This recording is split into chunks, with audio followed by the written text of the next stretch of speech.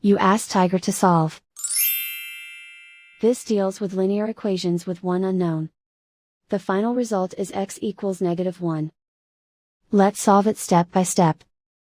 Simplify the expression. Expand the parentheses. Simplify the arithmetic.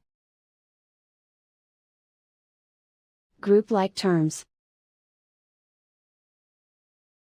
Combine like terms.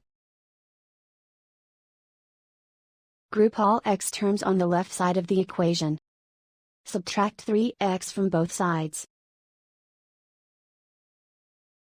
Group like terms. Simplify the arithmetic.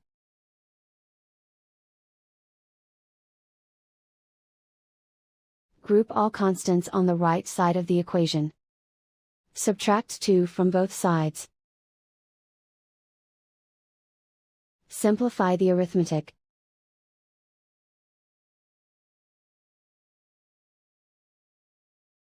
Isolate the x. Divide both sides by 2. Simplify the fraction.